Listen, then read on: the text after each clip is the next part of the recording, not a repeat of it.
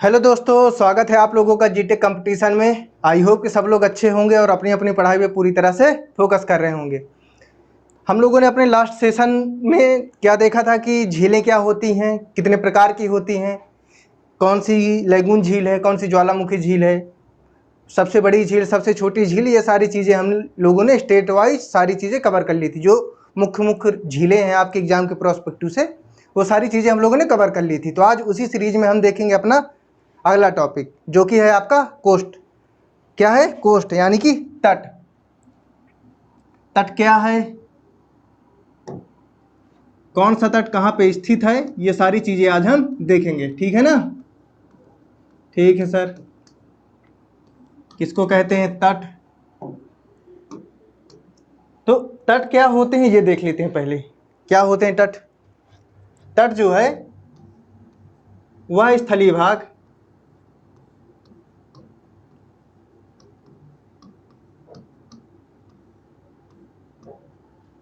वह स्थलीय भाग जो किसके साथ सीमा बना रहे हो? समुद्र के साथ। ठीक, समुद्री सीमा बनाते हैं।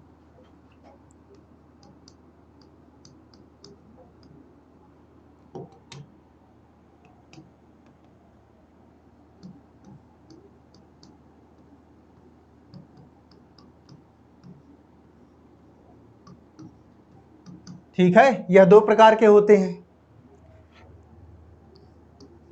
मतलब भारत में इनकी ये कितने हैं? दो हैं। भारत में इसके दो भाग हैं। पहला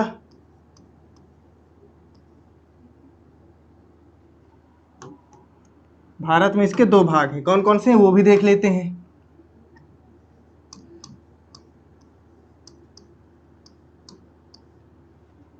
कौन कौन से? पहला नंबर आपका हो जाएगा पश्चिमी घाट। पहला हो जाएगा पश्चिमी तट। क्या हो जाएगा? पहला पश्चिमी तट, और दूसरा हो जाएगा आपका पूर्वी तट। दूसरा क्या है? पूर्वी तट, वेस्टर्न कोस्ट और ईस्टर्न कोस्ट।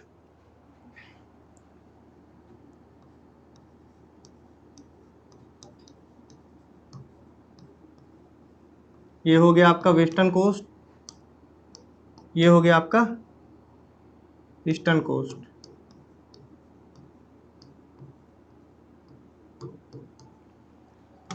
आप देख रहे हैं ये हमारा भारत देश हो गया। ठीक, प्रायद्वीपीय भारत ये रहा हमारा।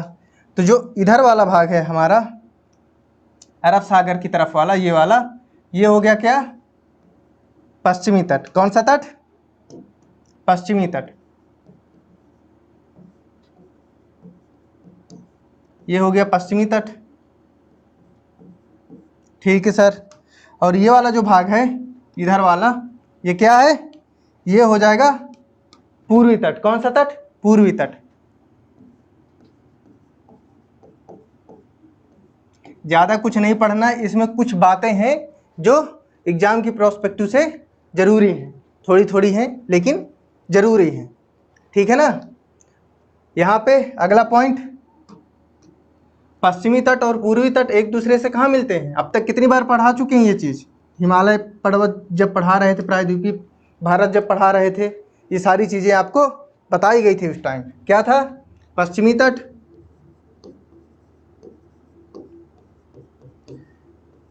पश्चिमी तट व पूर्वी तट।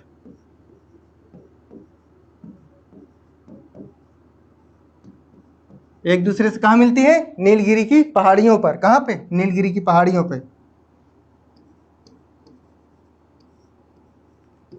एक दूसरे से नीलगिरी की पहाड़ियों पर मिलती है। ठीक ना? किसकी पहाड़ियों पर? नीलगिरी की पहाड़ियों पर।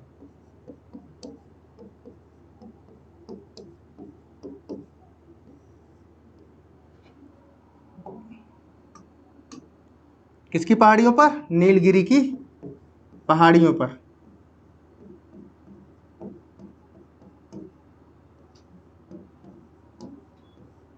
क्या करते हैं, मिलते हैं, ठीक ना। एग्जाम पे पूछ सकता है। प्रायद्वीपीय भारत के पश्चिमी तट और पूर्वी तट एक दूसरे से कहाँ जाके मिलते हैं, नीलगिरी की पहाड़ियों पर मिलते हैं, ठीक ना। नीलगिरी की पहाड़ियाँ आपकी कहाँ पे हैं, ये रही नीलगिरी की पहाड़ियाँ, यहीं पे ये दोनों तट मिल जाते हैं, ठीक है। ठीक है सर, अब देखते हैं अगला पेज अपना। इस पे क्या देखेंगे, क्या था पहला, पश्चिमी तट, क्या था, पश्चिमी तट। इसके अंतर्गत पहला देखेंगे अपना पश्चिमी तट।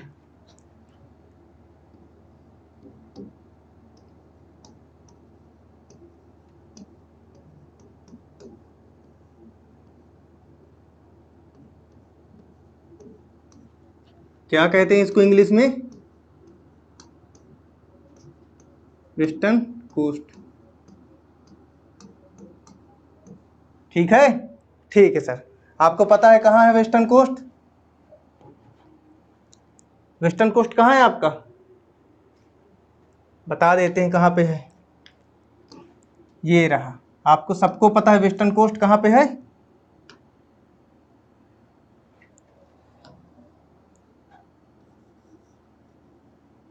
ये वाला एरिया जो है आपका वेस्टर्न कोस्ट है, ठीक है।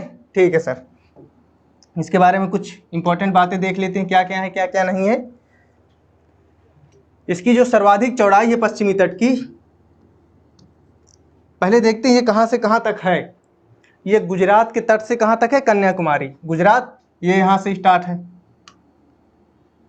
आपको पता है कहाँ से है गुजरात, ये रहा गुजरात, दिख रहा है ये वाला आपको, नहीं दिख रहा सर, तो किसको लेते हैं, इसको लेते हैं। ये क्या है, गुजरात है आपका, ठीक। और ये वाला एरिया कन्याकुमारी, 8 डिग्री 4 मिनट, पढ़े ना आप, जब भारत की अवस्थिति आपको पढ़ा रहे थे तब आप पढ़े थे, क्या था ये, 8 डिग्री 4 मिनट, क्या नाम था इसका, कन्याकुमारी, ठीक, या केप कमोरिन, ठीक है ना। ठीक है सर, यहां से लेकर के ये वाला तट पूरा पश्चिमी तट है, कहां से, गुजरात से लेके कन्याकुमारी तक। तो क्या होगा, गुजरात से लेके कन्याकुमारी तक अवस्थित है, कहां से, गुजरात से कन्याकुमारी तक,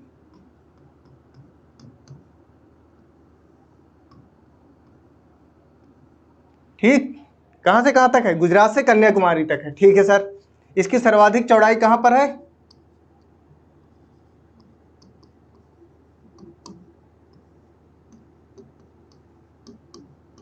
इसकी सर्वाधिक चौड़ाई कहां पर है, नर्मदा व ताप्ती के जो नदियां हैं ना, वहां पे नर्मदा और ताप्ती की जो नदियां हैं भाई, आपको पता है गुजरात वाले एरिया पे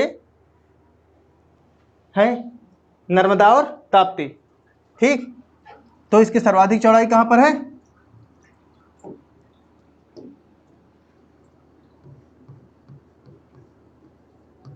नर्मदा व ताप्ती नदियों पर, ठीक है ना। कितना है, लगभग 80 किलोमीटर,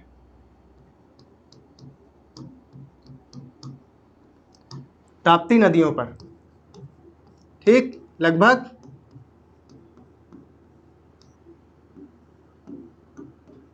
80 किलोमीटर है, ठीक है। कितनी चौड़ाई इसकी, लगभग 80 किलोमीटर, ठीक है। ठीक है सर, उसके बाद क्या देखते हैं, इस पे 4 तट, मुख्य रूप से 4 तट पाए जाते हैं इस पे, इसके अंतर्गत कितने तट हैं, 4 तट। पहला हो गया काठियावाड़, दूसरा हो गया आपका कोंकण, तीसरा हो गया कन्नड़ और चौथा हो गया मालाबार तट, ठीक। इस पे 4 तट, इसके अंतर्गत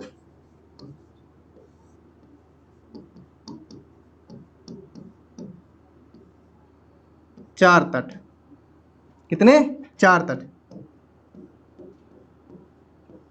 देख लेते हैं कौन कौन से तट आते हैं, नाम लिख लेते हैं यहीं पे, उसके बाद आपको आगे चल के मैप पे दिखा देते हैं। पहला क्या है, काठियावाड़।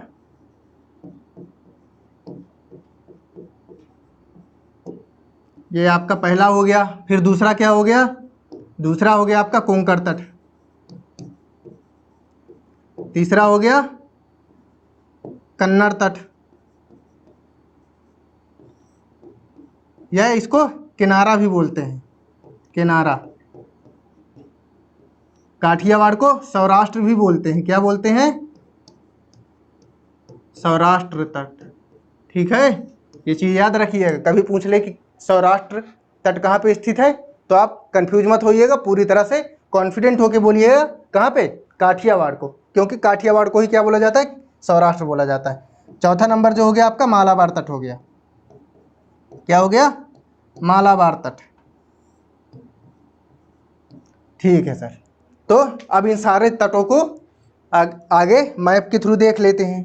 तो ये रहा हमारा मैप, ठीक, ठीक है सर। तो पहले देखते हैं काठियावाड़ तट। काठियावाड़ तट जो है ना आपका, जो गुजरात है ना, यहाँ से लगता है और गुजरात पे ही ख़त्म हो जाता है, गुजरात से लगता है और गुजरात पे ही ख़त्म हो जाता है, ठीक। हाँ, यहाँ पे कहाँ से, गुजरात से स्टार्ट होता है और गुजरात पे ही ख़त्म हो जाता है। कौन सा तट है आपका, पहला नंबर क्या है, काठियावाड़।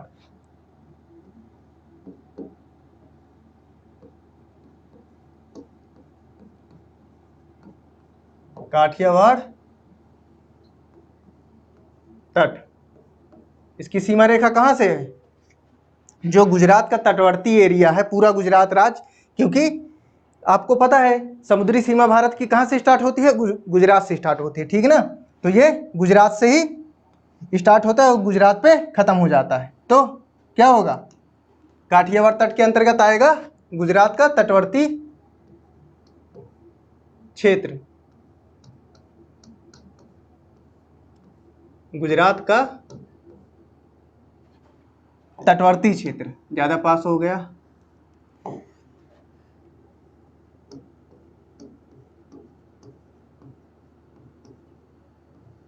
गुजरात का तटवर्ती क्षेत्र। देख रहे हैं मैप पे आप, कहाँ पर है, स्पष्ट दिखाई दे रहा है आपको।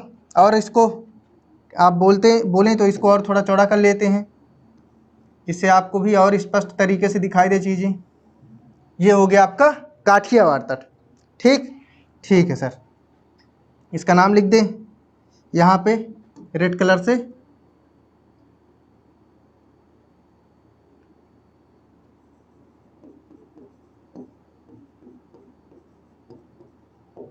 काठियावाड़ या सौराष्ट्र, क्या कहा जाता है, सौराष्ट्र।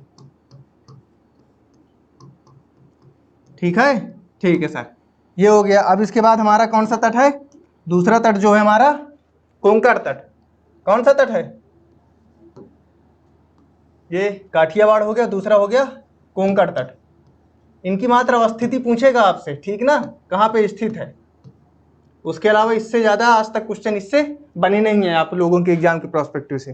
तो कोंकण तट हमारा कहाँ हो जाएगा, ये हो जाएगा महाराष्ट्र का जो दमन वाला एरिया है ना, दमन दीव, जो यूनियन टेरिटरी के अंतर्गत आते हैं वहाँ से, ठीक।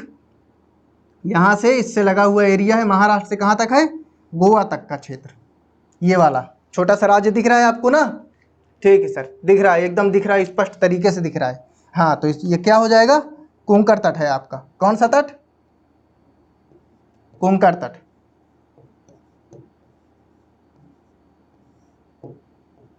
मैप पे दिख रहा है आपको, बिल्कुल सर दिख रहा है। तो ये हो जाएगा कोंकण तट। कहाँ से कहाँ तक है, महाराष्ट्र के दमन से लेकर गोवा तक।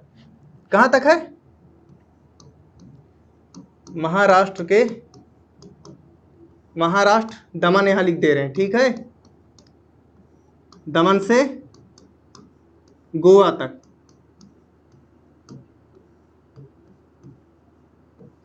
समझ में आ रहा है अब कहाँ तक है, बिल्कुल सर, स्पष्ट दिखाई भी दे रहा है। अब तीसरा हमारा क्या था, तीसरा था कन्नड़ तट मतलब किनारा, कन्नड़ तट। तीसरा था हमारा कन्नड़ तट। इसकी अवस्थिति कहाँ पे है सर? इसकी अवस्थिति जो है आपकी वो स्थित है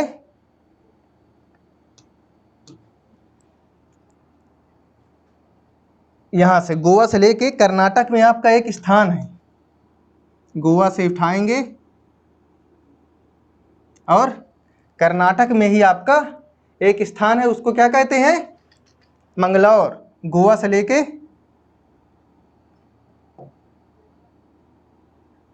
इसको थोड़ा खाना वाना खिला दें, हेल्दी हो जाए, जिससे लाइन हमारी ये हेल्दी हो गई। ये वाला एरिया क्या है? ये कन्नड़ तट है। दिख रहा है ये वाला एरिया? बिल्कुल सर दिख रहा है।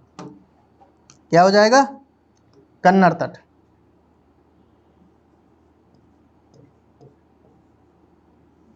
ठीक, ये हो जाएगा कन्नड़ तट। कहाँ तक है? कहाँ से है?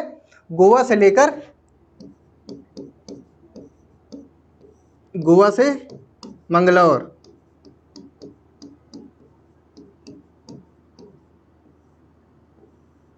ठीक ठीक, कहाँ से है? गोवा से लेके मंगलौर तक है। ठीक है सर। उसके बाद हमारा अंतिम पश्चिमी घाट का अंतिम तट है, क्या नाम है उसका? मालाबार तट। क्या? मालाबार तट।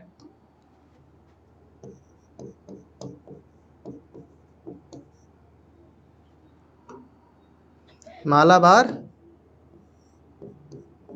तट। ठीक है सर। इसके अंतर्गत क्या है? कहाँ से कहाँ तक है? जो मालाबार तट है हमारा वो स्थित है, किस कलर से दिखाएं? ब्लू से दिखाते हैं इसको। यहाँ से मंगलौर से उठता है, मंगलौर से लेकर के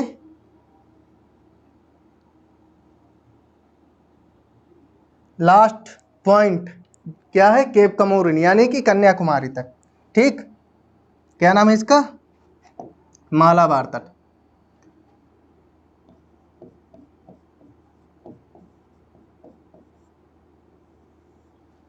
क्या है ये? मालाबार है। ठीक है, ठीक है सर। कहाँ तक है?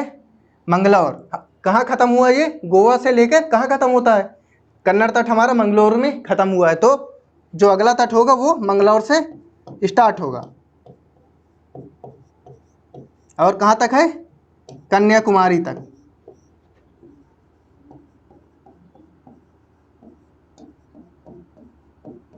ठीक, मंगलौर से लेके कन्याकुमारी तक। देख रहे हैं जो लास्ट खत्म होता है कहाँ पे? ये खत्म हुआ है हमारा दमन वाले एरिया पे। तो कहाँ से स्टार्ट होगा हमारा अगला? महाराष्ट्र के दमन से कहाँ तक? गोवा तक। फिर अगला स्टार्ट हुआ गोवा से लेकर मंगलौर तक। उसके बाद अगला हमारा कहाँ से स्टार्ट हुआ है? मंगलौर से कन्याकुमारी तक। ठीक है ना? सारी चीज़ें एक एक करके एक दूसरे से रिलेटेड हैं। उसके बाद देखते हैं अपना अगला तट। अगला तट है हमारा पूर्वी तट। कौन सा तट है? पूर्वी तट। पूर्वी तट के अंतर्गत मात्र 3 तट आते हैं, ज़्यादा इंपॉर्टेंट है नहीं। हाँ, इस पे एक चीज़ लिखाना भूल गए आपका, पश्चिमी तट के अंतर्गत किसकी सर्वाधिक ऊंची चोटी? सर्वाधिक ऊंची चोटी इसकी क्या है? अनाईमुड़ी है। सबसे ऊंची चोटी पश्चिमी तट की सबसे ऊंची चोटी, क्योंकि कई बार एग्जाम पे पूछा गया है ये क्वेश्चन आपसे। ठीक ना?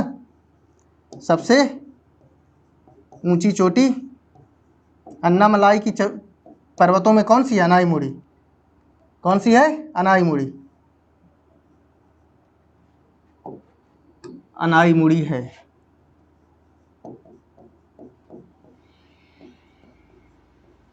क्या है? अनाईमुड़ी। कौन सी चोटी है? अनाईमुड़ी। कहाँ पाई जाती है? अन्नामलाई पे। अन्नामलाई की पहाड़ियाँ कहाँ पे हैं?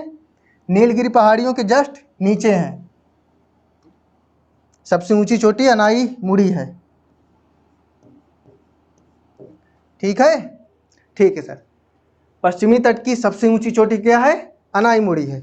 उसके बाद हमने देखे सारे तट कौन कौन से हैं। पश्चिमी तट के अंतर्गत 4 तट आते हैं, काठियावाड़, सौराष्ट्र, कोंकण तट। तीसरा हो गया कन्नड़ तट, इसको किनारा तट भी बोलते हैं। और चौथा हो गया हमारा मालाबार तट। ठीक ना? अब इसके अंतर्गत देखते हैं अगला टॉपिक क्या है हमारा? पूर्वी तट। पूर्वी तट, ठीक।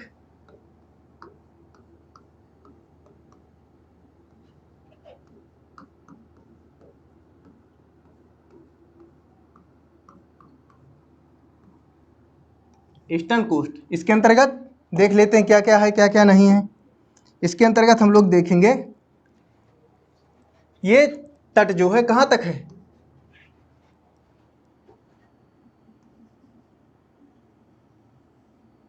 तो ये रहा हमारा भारत का मैप और ये वाला तट जो है हमारा पूर्वी तट है।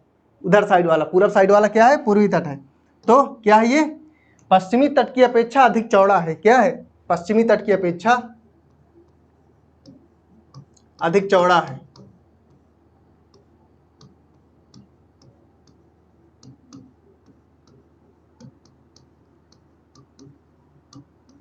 अधिक चौड़ा है, ठीक है।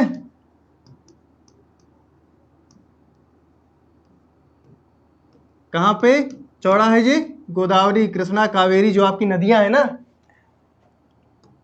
यहां पे इसकी चौड़ाई अधिक है। कहाँ पे, महानदी,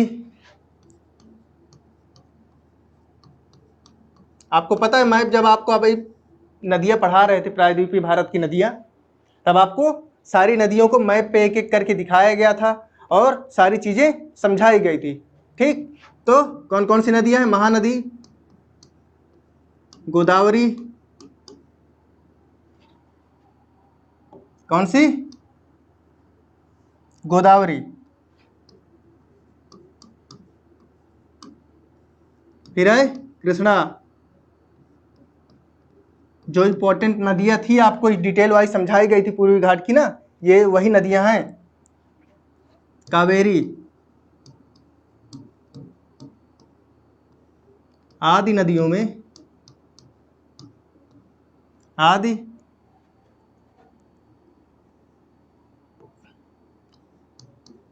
नदियों के डेल्टाई भाग में, कहाँ पे, क्योंकि ये सारी नदियां क्या करती हैं, ज्यादातर डेल्टा बनाती हैं।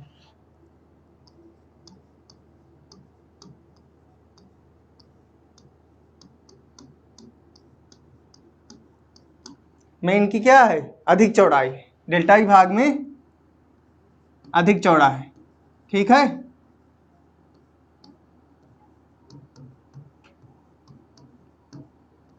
समझ गए आप लोग, ठीक है सर। पाई जाती है,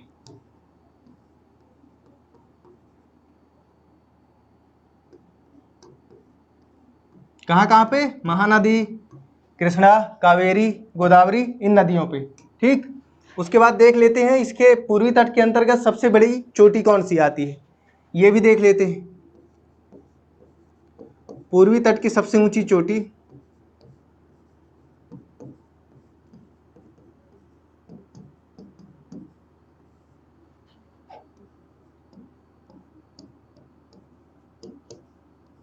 चोटी कौन सी है, महेंद्रगिरी।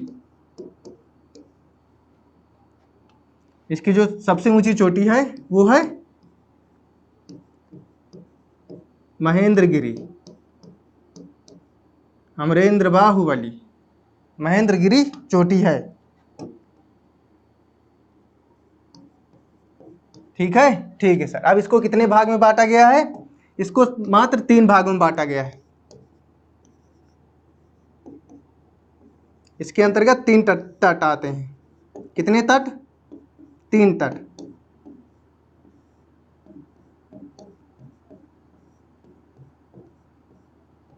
पहला जो है उसका क्या नाम है, कोरोमंडल तट, नीचे से ऊपर चलेंगे, ठीक ना, यहां से ऊपर की तरफ चलेंगे तो जो नीचे से पहला आएगा उसको क्या कहते हैं, कोरोमंडल तट,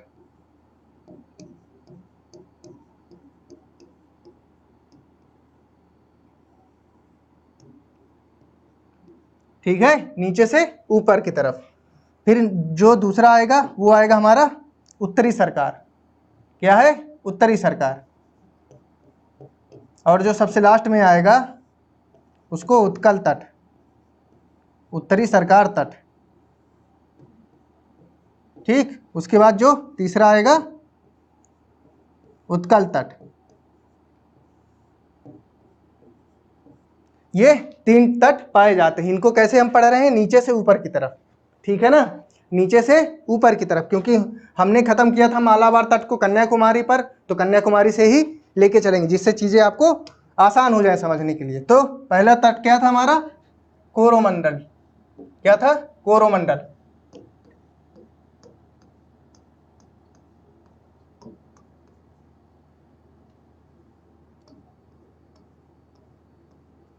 नाम लिखने की जरूरत नहीं है इंग्लिश में, क्योंकि नाम सेम ही रहेगा इंग्लिश में हो या हिंदी में, बस एक का नाम बदलेगा, वो हो जाएगा तट का। तट का नाम बदल के कोस्ट हो जाएगा। तो हमने खत्म किया था कहाँ पे यहाँ पे, ठीक। ये वाला एरिया जो है हमारा तटीय एरिया है, जो कन्याकुमारी वाला है। ये कहाँ से कहाँ तक है, कृष्णा नदी तक। कहाँ तक,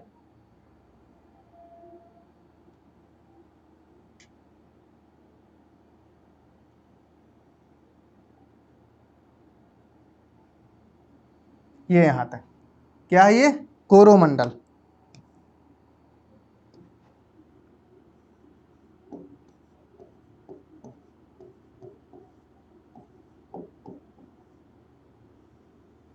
क्या नाम है इसका, कोरोमंडल तट।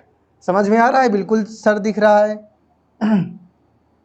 तो क्या लिखेंगे, कहाँ तक है, कन्याकुमारी से लेकर, कहाँ से है, कन्याकुमारी। देख रहे हैं ना भाई, पिछले वाला जो मालाबार तट था हम लोग कहाँ खत्म किए थे, कन्याकुमारी पर। तो इसको लेंगे कन्याकुमारी से, कन्याकुमारी से। पेन को और थोड़ा बढ़ा लें,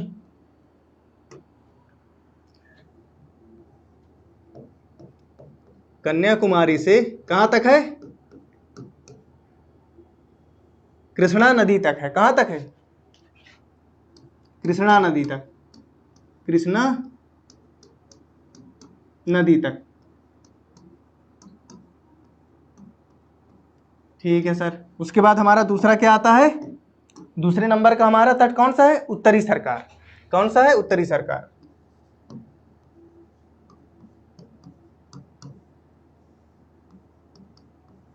उत्तरी सरकार तट।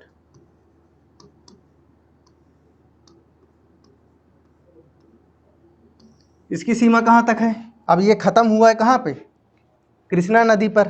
अब कृष्णा पे खत्म हुआ है तो स्टार्ट भी कहाँ से होगा, कृष्णा से होगा, यहाँ से। कृष्णा पे खत्म हुआ है तो कृष्णा से ही स्टार्ट होगा, और उसके बाद कहाँ तक जाएगा, अरे सर जाएगा महानदी तक। कहाँ तक, महानदी तक। ठीक, ठीक है सर। इसको क्या कहते हैं, उत्तरी सरकार। क्या ये, उत्तरी सरकार। ठीक है, यस सर। तो कहाँ तक गया, कहाँ से उठा, कृष्णा नदी से।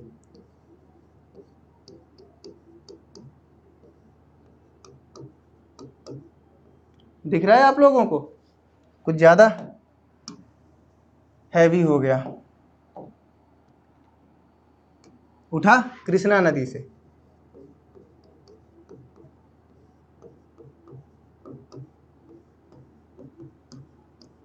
महानदी तक। कहाँ तक,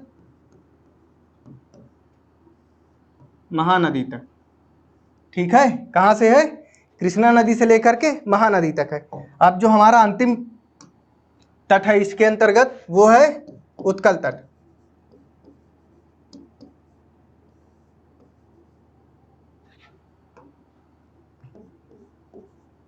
ठीक, ठीक है सर। इसके अंतर्गत क्या देखेंगे, कहाँ से स्टार्ट होता है और कहाँ जाके खत्म हो रहा है। ठीक, उत्कल तट जो है हमारा कहाँ से स्टार्ट होगा, ये वाला खत्म हुआ है महानदी पे, तो जो हमारा अगला तट होगा वो महानदी से स्टार्ट होगा और खत्म होगा पहली नदी स्वर्ण रेखा पर। कहाँ पर, यहां से स्टार्ट होगा और जाके यहां पे खत्म हो जाएगा। इसका नाम क्या है, उत्कल तट।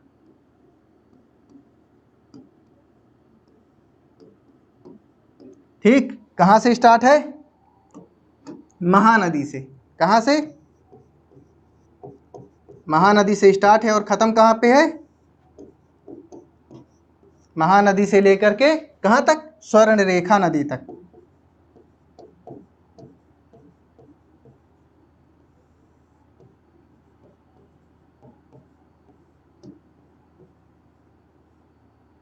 आप देखें पहली नदी जो पश्चिम बंगाल में लगती है वो है हुगली नदी, उसकी सहायक नदी दामोदर नदी, और जस्ट उसके बाद हमारी आती है कौन सी नदी? स्वर्ण रेखा नदी।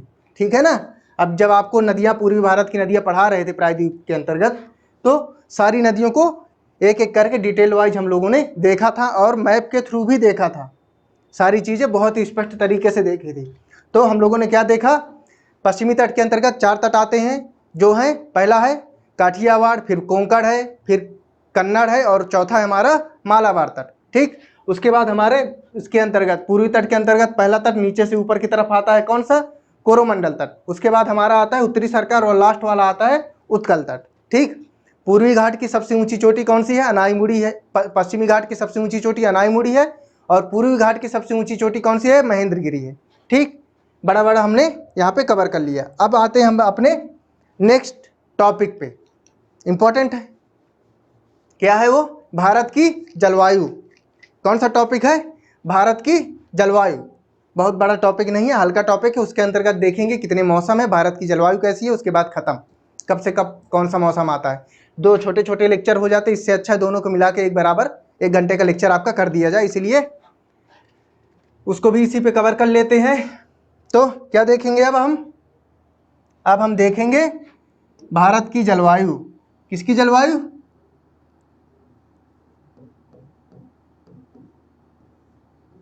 भारत की जलवायु। ठीक है।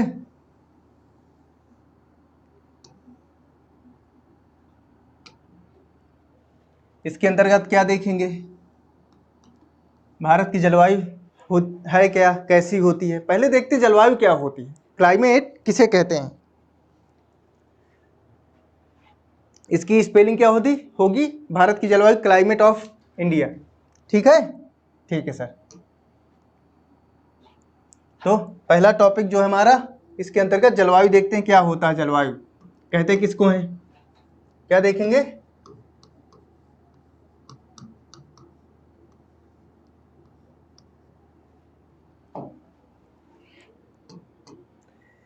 जलवायु कहते किसको है? एक ऐसा औसत मौसम जो एक ही स्थान पे एक लंबी अवधि तक स्थित रहता है। क्या रहता है?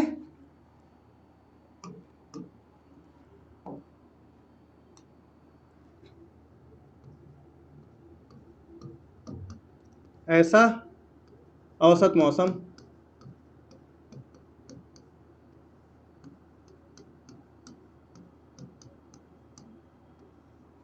जो एक ही स्थान पर लंबी अवधि तक स्थित रहता है।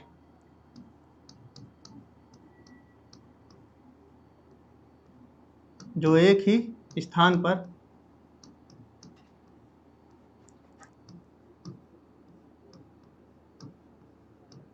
लंबी अवधि तक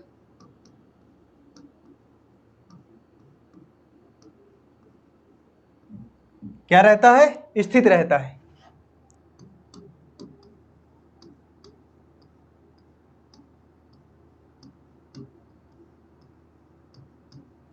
ठीक है। ठीक है सर। तो अब देखते हैं क्या भारत की जलवायु कैसी है। भारत की जलवायु कैसी है, देख लेते हैं कैसी है। नहीं फिर आप लोग बोलेंगे सर आपने बताया नहीं कैसी है। भारत की जलवायु उष्णकटिबंधीय है। ये क्या होता है सर? तो बस अभी एक एक चीज आपको क्लियर कराएंगे, टेंशन न लीजिए। एक एक शब्द, एक एक चीजें, सारी चीजें आपको डिटेल वाइज बताई जाएंगी। भारत की जलवायु कैसी है?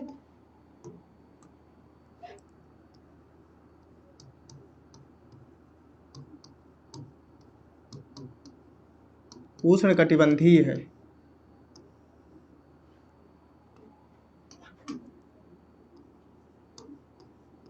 ठीक है। स्पष्ट समझ में आ रहा है पूरी तरह से, स्पष्ट तरीके से? यस सर, समझ में आ रहा है सारी चीजें आपकी। प्रत्यक्ष दिखाई दे रही हैं। तो भारत की जलवायु कैसी है? उष्ण कटिबंधीय। ठीक है सर, अब इसको थोड़ा बताइए। नाम तो बता दिए उष्ण कटिबंधीय होती है, लेकिन कैसी होती है ये नहीं बताए आप, तो बस बता देते हैं आपको। ठीक, ये हो गई हमारी पृथ्वी। दिख रहा है आपको पृथ्वी? आकार, शेप, सब चीज स्पष्ट तरीके से दिखाई दे रहा है। ठीक, आपको पता है भारत के बीचों बीच से क्या जाती है? भूमध्य रेखा जाती है, 0 डिग्री। ठीक, उसके ऊपर क्या है? इसके उत्तरी भाग में कौन सी रेखा जाती है? अरे सर, आप बताए थे कि कर्क रेखा जाती है कहां से? 23.5 डिग्री पे। और दक्षिण की तरफ? सर ये भी तो आप बताए थे कि दक्षिण की तरफ जाने वाली रेखा जो है वो है मकर रेखा। कौन सी रेखा? ये ब्लू वाली आपको नहीं दिखाई दे रही, तो इसकी जगह पे स्काई ब्लू ले लेते हैं। ये दिख रही है? हाँ, ये दिख रही। तो इसको क्या कहते हैं? 23.5 डिग्री। तो कितनी हो गई? 23.5 डिग्री। इसको क्या कहते हैं? मकर रेखा।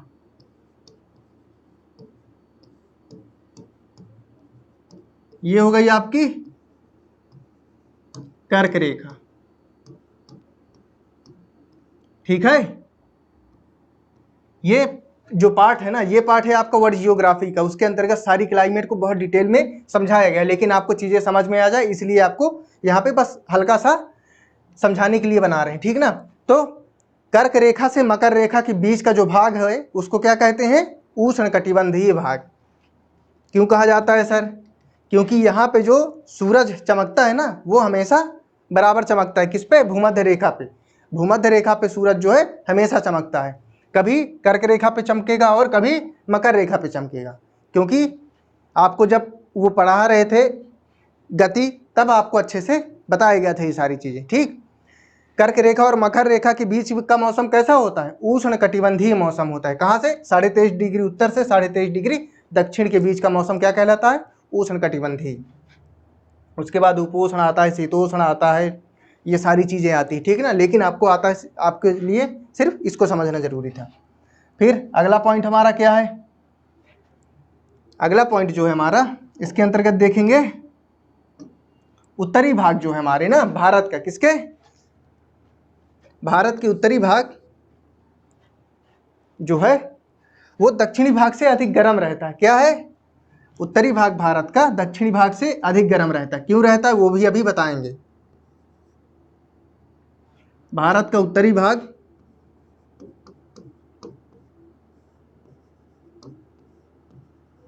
कौन सा भाग? उत्तरी भाग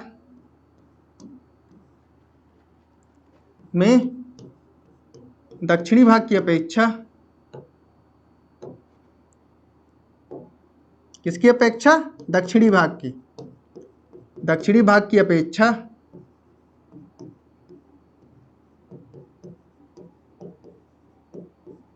अधिक तापांतर पाया जाता है। कितना? अधिक तापांतर।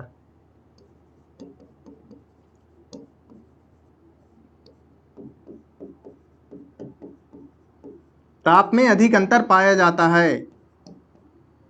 क्यों पाया जाता है? आपको सभी चीजें अभी समझाई जाएंगी एकदम स्पष्ट तरीके से। भारत के उत्तरी भाग में दक्षिणी भाग की अपेक्षा क्या होता है? अधिक तापांतर पाया जाता है। क्यों पाया जाता है? क्योंकि समुद्र जो है दक्षिणी भाग में है। समुद्र से चलने वाली हवाएं जो है दक्षिणी भाग को कहीं ना कहीं किसी न किसी प्रकार से ठंडा कर देती हैं। ठीक, और भारत जो है, भारत का उत्तरी भाग पूरी तरह से स्थलीय भाग है। वहां पे समुद्र तो है नहीं, तो ठंडी हवाएं आएंगी नहीं, तो धूप रहती है ज्यादातर। इसी प्रकार से वहां का स्थल जो है गर्म लेट में होता है, लेकिन गर्म भी जल्दी होगा और ठंडा भी जल्दी होगा। तो धूप की छाया जैसे पड़ेगी डायरेक्ट, तो जमीन गर्म हो जाएगी, हवाएं चलेंगी तो गरम गरम हवाएं चलेंगी, तो उत्तरी भाग गर्म रहेगा। और समुद्री भाग जो है हमारा दक्षिणी भाग, तीन ओर से समुद्र से घिरा हुआ है, तो हवाएं किधर से भी चलेंगी, आएगी तो ठंडी हवाएं।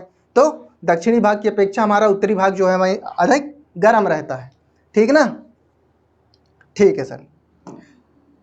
तो भारत में अब देखते हैं वर्षा के बारे में थोड़ा जानकारी लेते हैं कि वर्षा कैसी होती है। भारत का जो उत्तर वो दक्षिण पूर्व पश्चिमी भाग है ना हमारा, कौन सा भाग, दक्षिण पश्चिमी भाग, वहाँ से वर्षा होती है और दक्षिण पूर्वी भाग से भी वर्षा होती है। तो जो अधिकतर वर्षा होती है ना हम लोगों ने भारत में, वो होती पर्वतीय वर्षा। कैसी? भारत में अधिकांश वर्षा जो होती है पर्वतीय होती है, क्योंकि पर्वत ज़्यादातर पाए जाते हैं, उन्हीं से टकरा करके जब बादल टकराते हैं और वर्षा करते हैं। ठीक, तो भारत में अधिकांश कैसी वर्षा होती है? पर्वतीय वर्षा में अधिकांशतः कौन सी वर्षा होती है? पर्वतीय वर्षा।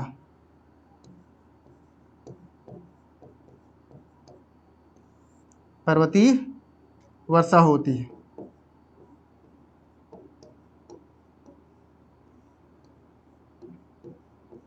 ठीक है, ठीक है सर।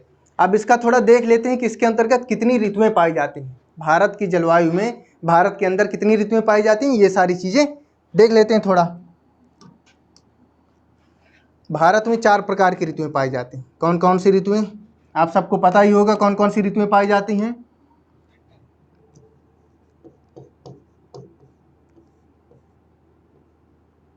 भारत में 4 प्रकार की ऋतुएं पाई जाती हैं।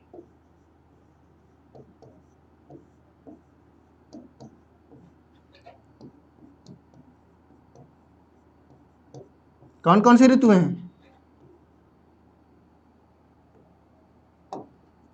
देख लेते हैं सर, हमें नहीं पता, हम बताएंगे, आपको नहीं पता, कोई बात नहीं। पहली ऋतु जो हो गई, हम देखेंगे शीत ऋतु। कौन सी ऋतु?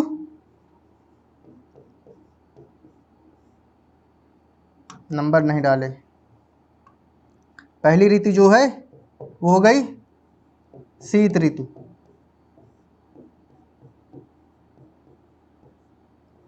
शीत ऋतु हो गई, ठीक है सर। उसके बाद हमारा आएगा ग्रीष्म ऋतु। दूसरा नंबर ग्रीष्म ऋतु। पहला हो गया ठंडी, दूसरी हो गई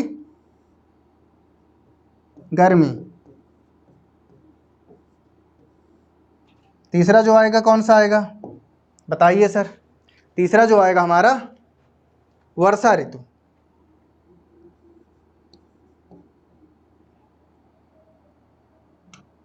यहाँ पे आपको नहीं दिख रहा होगा तो इसको लिख देते हैं यहाँ पे। तीसरा जो है हमारा कौन सा है? वर्षा ऋतु।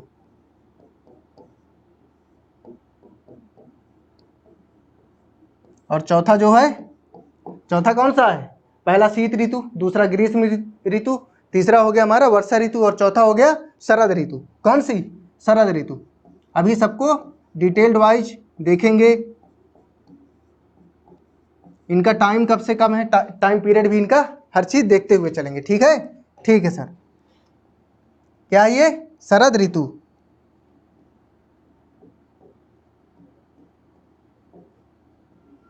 पहला शीत ऋतु, दूसरी ग्रीष्म ऋतु, तीसरी हो गई वर्षा ऋतु, चौथी हो गई शरद ऋतु। ठीक है, ठीक है सर।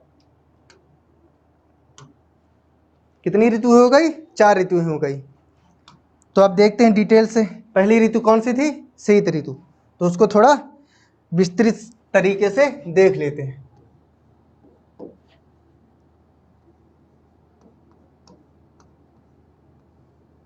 शीत ऋतु, ठीक। इसका टाइम क्या है सर? इसका टाइम जो है आपका, इसका टाइम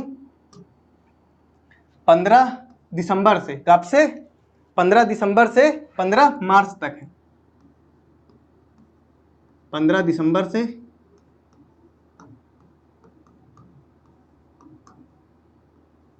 कब तक है? 15 दिसंबर से 15 मार्च तक।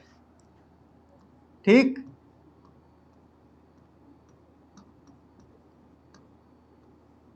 इसको यहाँ क्यों लिख रहे हैं सर? यहाँ पे लिखने पे ना चीजें हेडिंग के साथ साथ दिख जाती हैं, तो ज़्यादा अच्छे से समझ में आती, मतलब कंसंट्रेट यहाँ पे इंसान ज़्यादा होता है इस जगह पे, इसीलिए वहाँ पे लिखे हैं।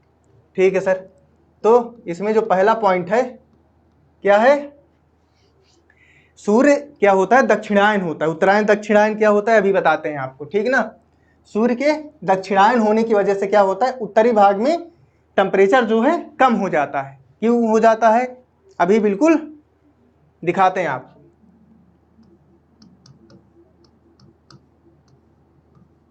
सूर्य के दक्षिणायन होने से क्या हो जाता है, भारत का तापमान कम हो जाता है। होने से भारत का तापमान नीचे चला जाता है।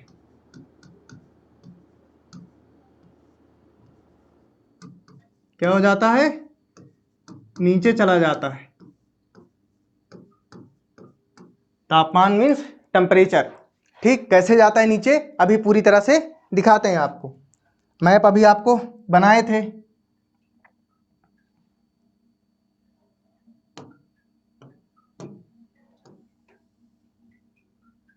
आपको ये वाला सिस्टम दिखाए थे ना, याद है? नहीं याद है तो एक बार देख लीजिए। 22 दिसंबर और 21 मार्च वाली घटना आपको बताए थे ना, बिल्कुल सर बताए थे। तो 22 दिसंबर में क्या होता है, 22 दिसंबर में हमारी पृथ्वी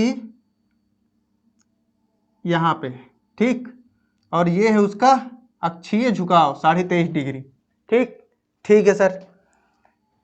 यहाँ पे हमारी कर्क रेखा है, उसके बाद बीच में क्या है, भूमध्य रेखा है, और सबसे नीचे कौन सी रेखा है, सबसे नीचे सर आप बताए थे कि मकर रेखा है, ठीक है।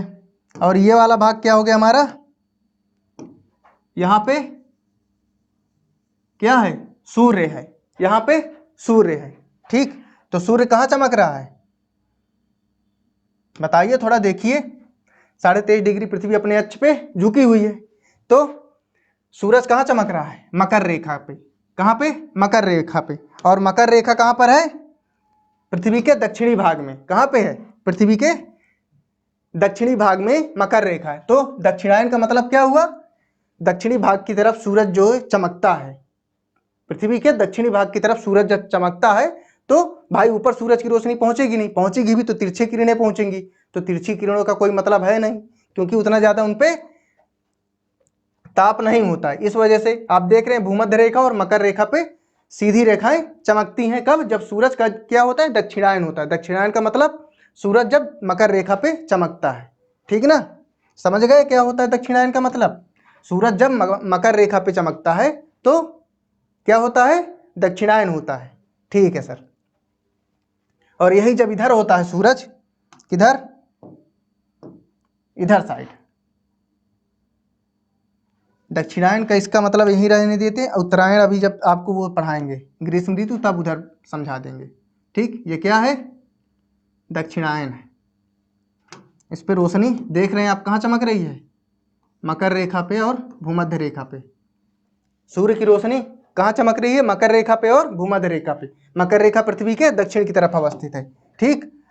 आई होप कि आप लोगों को अब चीजें स्पष्ट रूप से समझ में आ गई होंगी। तो अब देखते हैं अगला पॉइंट, मकर रेखा, भूमध्य रेखा और कर्क रेखा। आपको स्पष्ट रूप से सारी रेखाएं पढ़ाई गई हैं, ठीक ना। ठीक है सर। जब सूर्य जो है दक्षिणायन होता है तो भारत में सबसे ज्यादा टेम्परेचर किधर कम होता है, उत्तर और पश्चिमी भाग पे। उत्तर पश्चिमी भाग पे भारत में क्या हो जाता है, कम हो जाता है। भारत में तापमान सर्वाधिक कम रहता है। क्या रहता है, सर्वाधिक कम, सबसे कम होता है,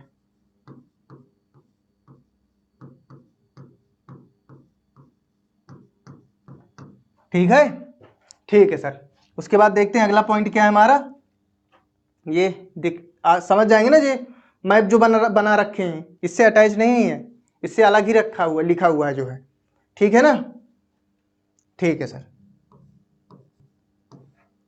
उत्तर पूरब के मानसून से कहाँ वर्षा होती है? तमिलनाडु वाले एरिया पे। आपको पता है ये रहा हमारा तमिलनाडु वाला एरिया, ये वाला एरिया जो है तमिलनाडु का है पूरा। ठीक, इधर से उत्तर पूरब से हवाएं आती हैं, उसके बाद इधर वर्षा कराती हैं। ठीक है सर।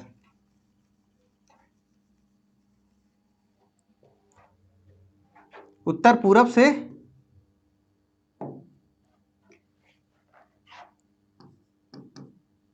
उत्तर पूरब के मानसून से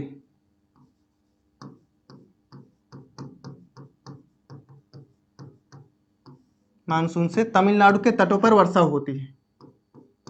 कहाँ पे? तमिलनाडु के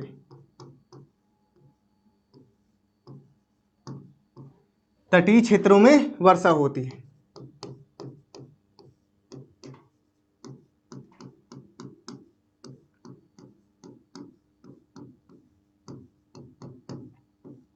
ठीक है। कहाँ पे वर्षा होती है? तमिलनाडु के तटीय क्षेत्रों में। कौन से मानसून से? उत्तर पूरब की तरफ से जो आता है। ठीक है, ठीक है सर। उसके बाद क्या देखेंगे? ये हो गया हमारा शीत ऋतु समाप्त।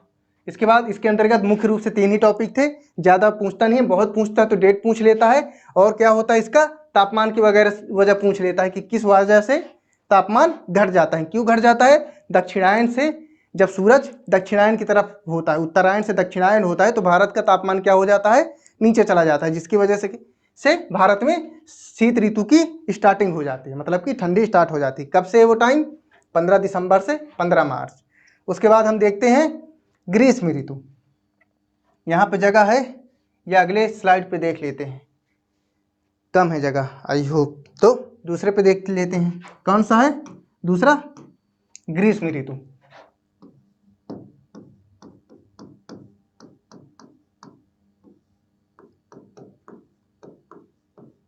ठीक, उसका कब खत्म हुआ था? 15 दिसंबर से 15 मार्च। तो स्टार्टिंग इसकी होगी 15 मार्च से 15 जून तक।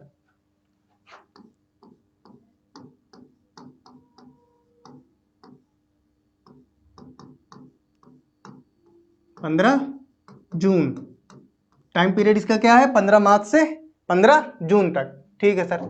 अब इसके बारे में कुछ मुख्य रूप से 2-4 बातें जो हैं देख लेते हैं।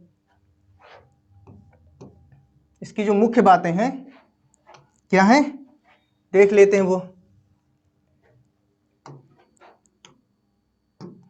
भाई उसमें दक्षिणायन हुआ था सूरज, तो क्या हुआ था? टेम्परेचर घट गया था। अब इसमें क्या होगा? सूरज के उत्तरायण होने से, सूर्य के उत्तरायण होने से तापमान में क्या होती है? वृद्धि होती है।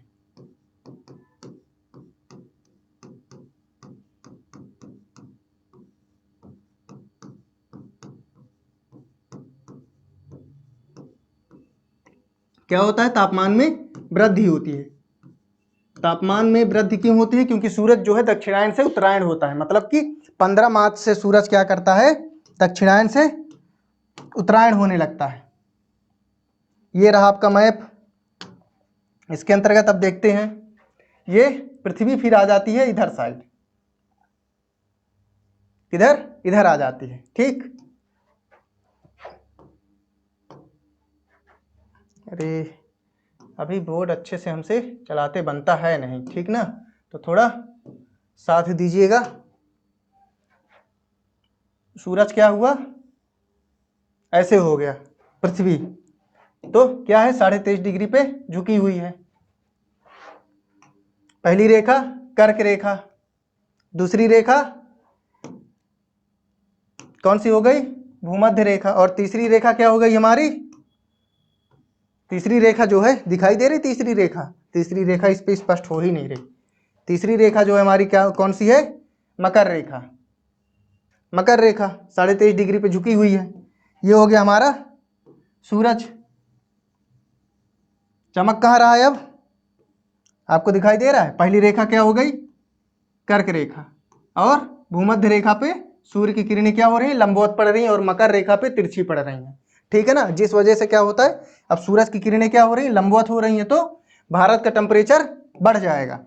ठीक है, समझ में आ रहा है? ठीक है सर। तो उत्तर और पश्चिमी भाग उसमें क्या हो गया था, ताप में कमी आई थी, सबसे ज्यादा उसमें शीत ऋतु में ताप में कमी आई थी। इसमें क्या हो जाएगा, ताप में वृद्धि हो जाएगी। किधर, उत्तर व उत्तर पश्चिमी स्थानों पर।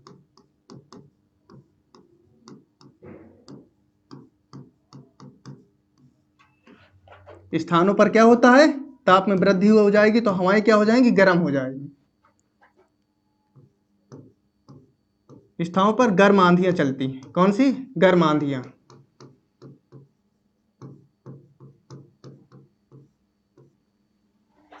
ठीक है,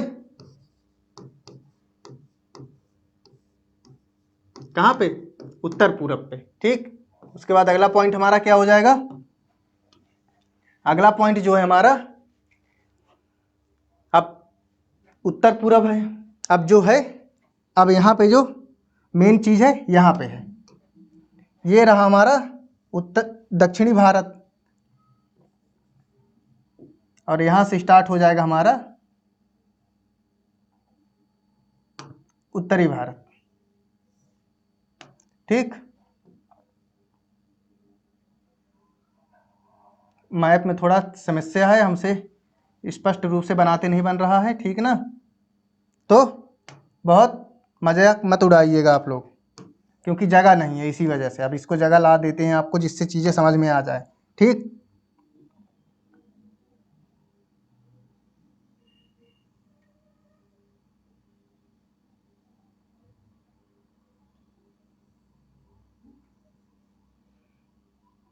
क्या है ये, भारत हो गया हमारा।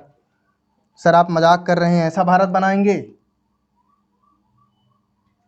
बिल्कुल नहीं, अच्छा बना देते हैं। ठीक, ये हो गया भारत। यहां से हमारा देख रहे हैं आप, मेन चीज अब शुरू होगी। भारत दो भागों में विभाजित है, एक उत्तरी भारत और एक दक्षिणी भारत। तो दक्षिणी भारत में क्या है, दक्षिणी भारत में सर क्या है, जल है चारों तरफ। ठीक, तीन तरफ जल है, और ऊपर क्या है, उत्तरी भारत में सिर्फ स्थल पाया जाता है। तो यहां से चलने वाली जो हवाएं होंगी गर्म होंगी, और यहां से चलने वाली हवाएं क्या है, दक्षिणी भारत से चलने वाली हवाएं ठंडी हैं, क्योंकि समुद्र से आ रहा है। समुद्र का जल जल्दी, मतलब लेट में गर्म होता है और लेट में ही ठंडा होता है, और धरती क्या है, जल्दी गर्म होती, जल्दी ठंडी हो जाती समुद्र की अपेक्षा। तो इधर ठंडी हवाएं, इधर गर्म हवाएं, ये हवाएं जब मिक्स होंगी एक दूसरे से तो तूफान उड़ेगा, क्योंकि ठंडी हवाएं और जब गर्म हवाएं आपस में मिलती हैं तो क्या होता है, तूफान का निर्माण होता है। ठीक ना, ठीक है सर। तो इसको कर देते हैं इरेज, जिससे आपको लिखने के लिए जगह मिल जाए। चीजें समझ गए आप लोग? नीचे से दक्षिणी भारत से चलती हैं ठंडी हवाएं, उत्तरी भारत से चलती हैं गर्म हवाएं, दोनों हवाएं जब मिक्स होती हैं तो क्या होता है, तूफान का निर्माण होता है। ठीक ना, तो क्या लिखेंगे अगला पॉइंट, स्थलीय गर्म व समुद्री आर्द्र।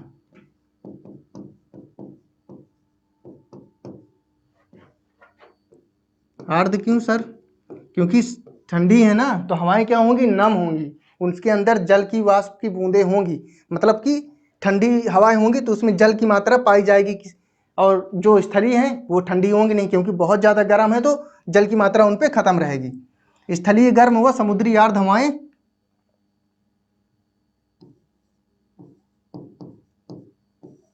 तूफान व आंधी का निर्माण करते हैं। यह हवाओं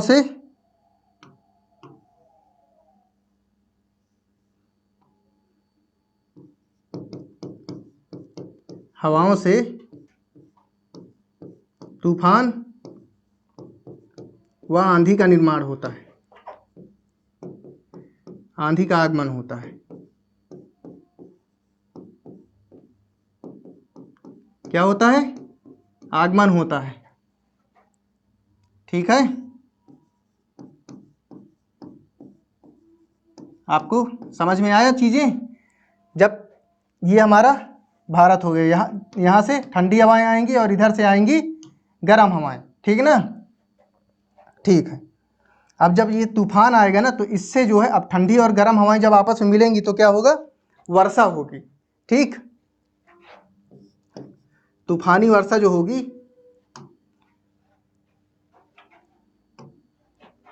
क्या होती है, इससे वर्षा होती है। तूफान का आगमन होता है तो तूफान से, इस तूफान से, इस तूफान से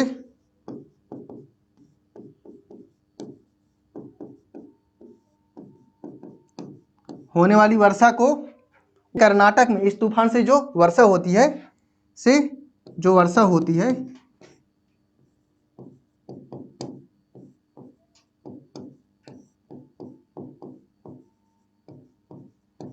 उसे कर्नाटक में पता है क्या कहा जाता है, चेरी ब्लॉसम। क्योंकि ये जो वर्षा होती है ना, ये काफी उत्पादन के लिए बहुत ही ज्यादा फायदेमंद होती है।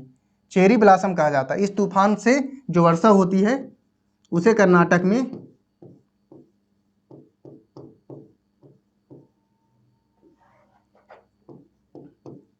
क्या कहा जाता है, चेरी ब्लॉसम कहा जाता है। चेरी ब्लॉसम कहा जाता है।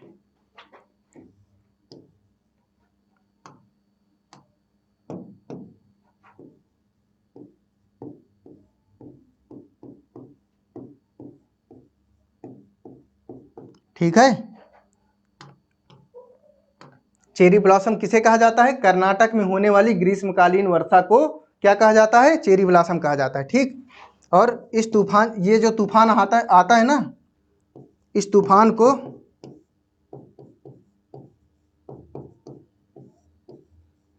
उत्तरी भारत में, किधर, उत्तरी भारत में,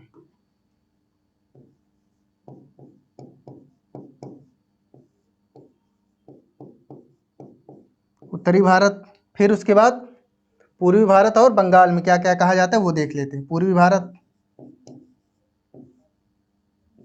और बंगाल में क्या क्या कहा जाता है इसको। अब यहाँ पे कलर चेंज कर लेते हैं और सबके नाम एक साथ लिख लेते हैं। उत्तरी भारत में कहते हैं आंधी, क्या कहते हैं उत्तरी भारत में, आंधी कहते हैं।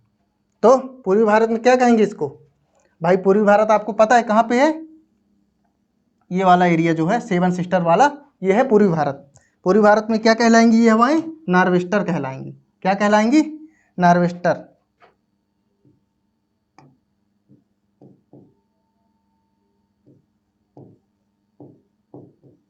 हार्वेस्टर नहीं, नॉर्वेस्टर कहलाएंगी। ठीक ना, पूर्वी भारत में क्या कहलाएंगी, नॉर्वेस्टर कहलाएंगी। ठीक, और यही हवाएं, मतलब यही तूफान आंधियां बंगाल में क्या कहलाएंगी, काल बैसाखी। क्या कहलाएंगी, काल बैसाखी। इन हवाओं को अलग अलग स्थानों में अलग अलग नामों से जाना जाता है। उत्तर भारत में आंधी कहलाएंगी, पूर्वी भारत में आपकी नॉर्वेस्टर, और बंगाल में क्या कहलाएंगी, काल बैसाखी कहलाएंगी। ठीक है, ठीक है सर। तो ये क्या हो गया, हमारा ग्रीष्म ऋतु हो गया। अब देखते हैं थोड़ा कौन सा अगला मौसम, अपना अगला मौसम जो है हमारा कौन सा है वो भी देख लेते हैं।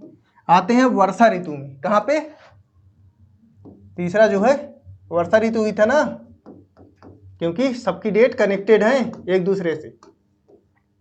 वर्षा ऋतु, इसका आगमन कब से है, 15 जून से 15 सितंबर। कब से, 15 जून से,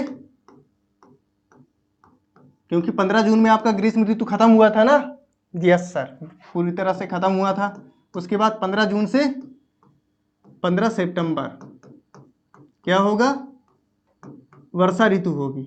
ठीक, इसके अंतर्गत जो इंपॉर्टेंट पॉइंट है उसको देख लेते हैं।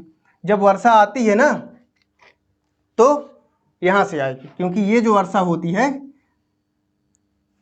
भारत यहां पे स्थित है हमारा। ठीक, ये वर्षा यहां से होती है, मतलब कि कहां से आ रही है, दक्षिण पश्चिम में।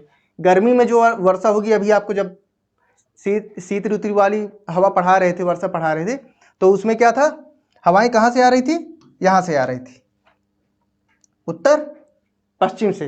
ऐसे आती है ना हवाएं, उत्तर पश्चिम से। ठीक, उत्तर पूरब से। और इसमें हवाएं जो आ रही थी कहां से, दक्षिण पश्चिम से आ रही हैं। किधर से आ रही हैं, दक्षिण पश्चिम से आ रही है। तो इसमें कौन सी वर्षा होती है? किस मानसून से? दक्षिण पश्चिम मानसून से वर्षा होती है। किसमें? वर्षा काल में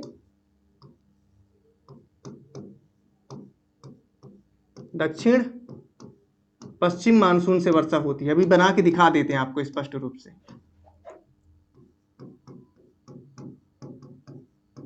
मानसून से वर्षा होती है। अभी आपको एकदम मैप में एग्जैक्ट टाइम्स के साथ हर चीज दिखाई जाएगी, बस थोड़ा पेशेंस रखिए उस पर। तो जब ये वर्षा होती है किधर से? दक्षिण पश्चिम से।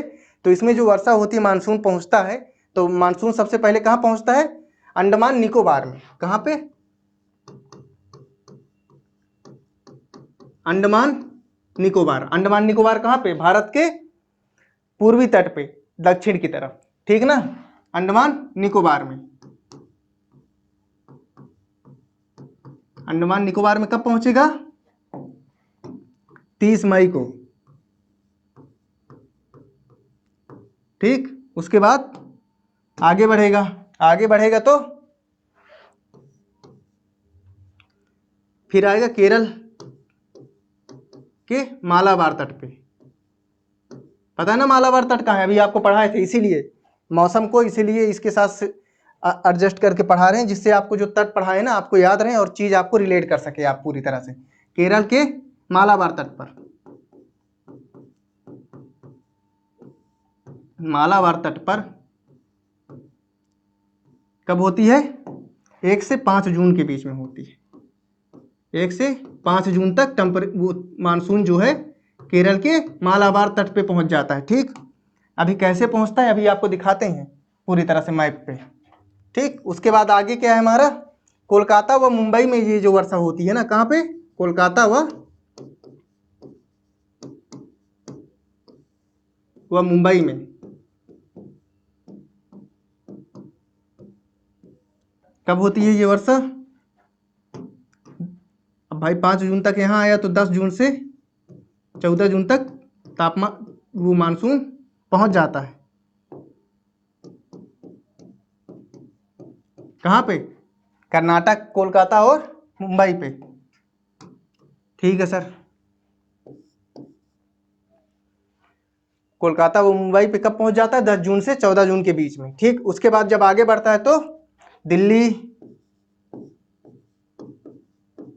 कहाँ पे? दिल्ली में। फिर है पंजाब व हरियाणा, कहाँ पे? वह हरियाणा। यहाँ पे कब पहुंचता है मानसून आपका? यहाँ पे पहुंचता है जून के लास्ट में। जून के लास्ट में कब? 25 से 30 जून के बीच में, ठीक।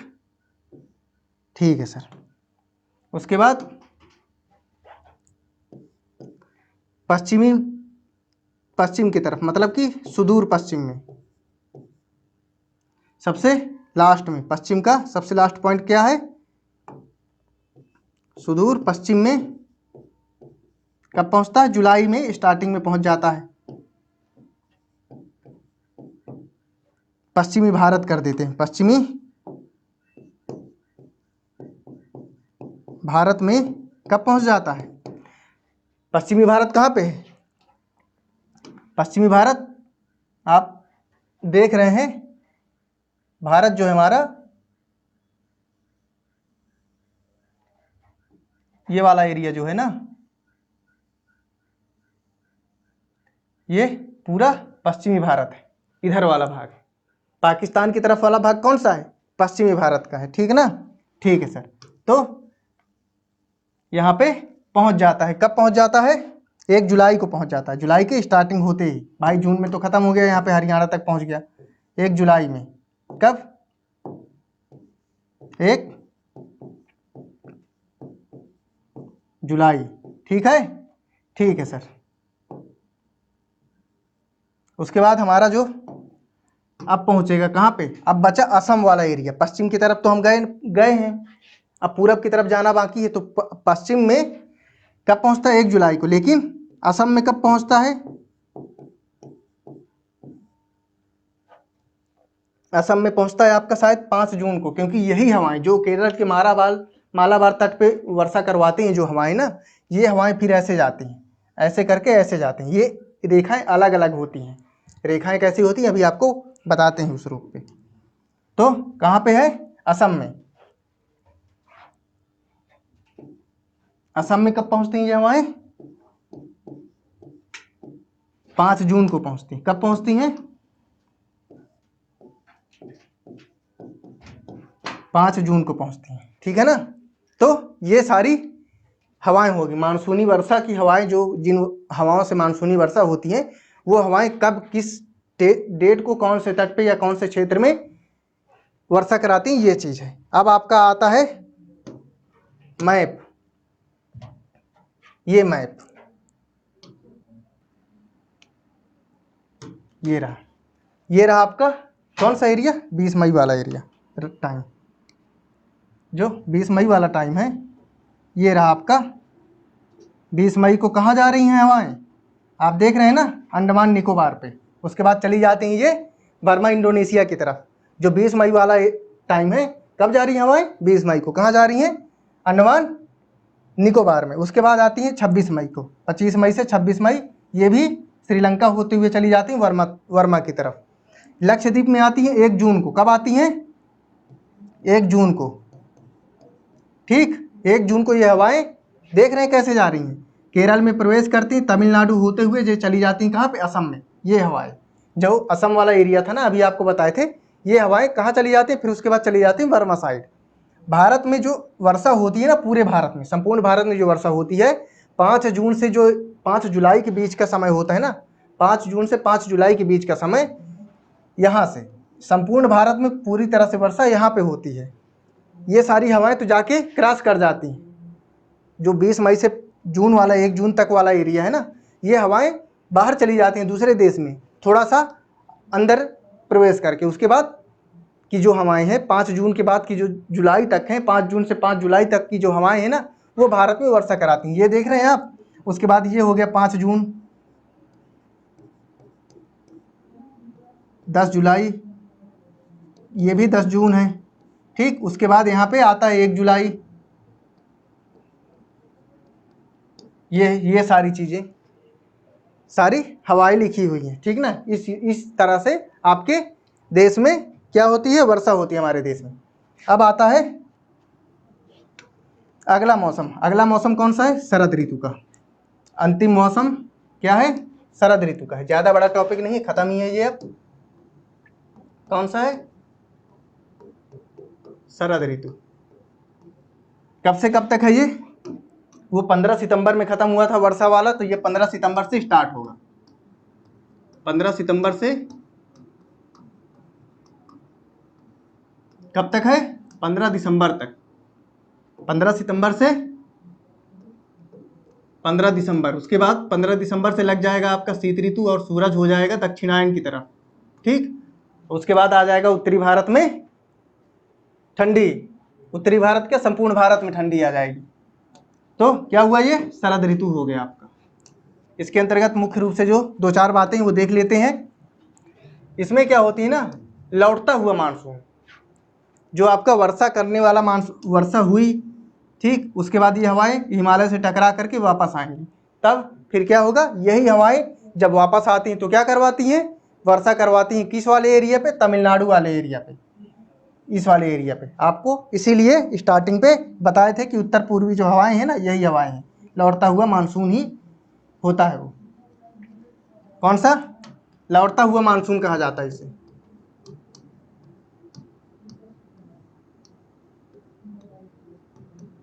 लौटता हुआ मानसून इसको कहते हैं, ठीक है ना।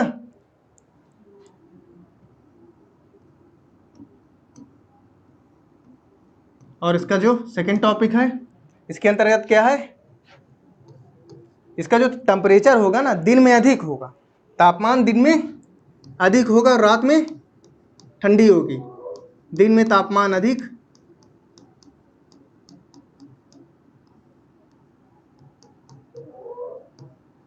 वह रातें सर्द होती हैं। वह रात में कम होगा। तापमान जो है दिन में क्या होगा, अधिक होगा। अभी जो अब जो समय चल रहा है आपका सितंबर अक्टूबर वाला समय है ना, अब जो आएगा 15 तारीख के बाद, 15 सितंबर के बाद आप जब देखेंगे ना तो क्या होगा, टेम्परेचर जो है आपका दिन में अधिक रहेगा और रात में क्या है, टेम्परेचर कम होने लगे। जो आपका नवरात्रि वाला समय है या दिवाली वाला समय है, आप देखते हैं रात में सर्दी होती है और दिन में गर्मी होती है, तो यही है, शरद ऋतु है। तो आज हम लोगों ने क्या क्या देखा, कोस्ट सारे देख लिए, कौन कौन से कोस्ट हैं। पश्चिमी घाट में 4 कोस्ट हैं और पूर्वी घाट पे क्या है, 3 कोस्ट हैं। तो 4 कोस्ट जो है कौन कौन से हैं, पहला है काठियावाड़, दूसरा है कोंकण तट, तीसरा है कन्नड़ तट और सबसे नीचे वाला चौथा तट है जो पश्चिमी घाट का मालाबार तट है। पूर्वी घाट का जो सबसे नीचे वाला तट है क्या है, कोरोमंडल तट है। उसके बाद क्या है, उत्तरी सरकार है और सबसे ऊपर उत्कल तट है। ठीक, ये सारे तट हो गए। भारत में 7 तट होते हैं उत्तर और पश्चिम को मिलाकर। पश्चिमी घाट की सबसे ऊंची चोटी क्या हो गई, अनाईमुड़ी हो गई और पूर्वी घाट की सबसे ऊंची चोटी हो गई आपकी महेंद्रगिरी हो गई। उसके बाद हम लोग आते हैं जलवायु पे। भारत में 4 प्रकार के जलवायु पाए जाते हैं और संपूर्ण भारत का जलवायु कैसा है, उष्ण कटिबंधीय है। कैसा जलवायु है, उष्ण कटिबंधीय जलवायु। ठीक है 4 प्रकार की जलवायु होती है। शीत ऋतु होती है आपकी 15 दिसंबर से 15 मार्च तक। उसके बाद आता है ग्रीष्म ऋतु। ग्रीष्म ऋतु जो होता है 15 मार्च से लेकर के 15 जून तक होता है। और फिर आता है हमारा वर्षा ऋतु। वर्षा ऋतु जो होती है 15 जून से लेकर के 15 सितंबर तक होती है। और उसके बाद हमारा आता है शरद ऋतु। शरद ऋतु 15 सितंबर से 15 दिसंबर तक होती है। ठीक है, इसके अंतर्गत जो होता है सारी चीज़ें बेसिक से हमने एक एक चीज़ करके देख ली और मैप पे भी हमने आपको दिखाया कि कैसे वर्षा होती है, मानसून भारत में कैसे प्रवेश करता है, किस प्रकार आता है और कब चला जाता है। ठीक है ना, स्टार्टिंग कब से होती है, 20 मई से होती है, लेकिन संपूर्ण भारत में पूर्ण रूप से जब वर्षा शुरू होती है आपकी 5 जून या 15 जून के बाद होती है। थोड़ा मानसून आगे पीछे होता रहता है, एग्जैक्ट टाइम नहीं बताया जा सकता। ठीक है, ठीक है सर। तो आज की हमारी क्लास यहीं ख़त्म करते हैं हम लोग और मिलते हैं कल एक नए टॉपिक के साथ। धन्यवाद आप लोगों का लास्ट तक बने रहने के लिए। ठीक है, तो चलिए ख़त्म करते हैं। नमस्कार।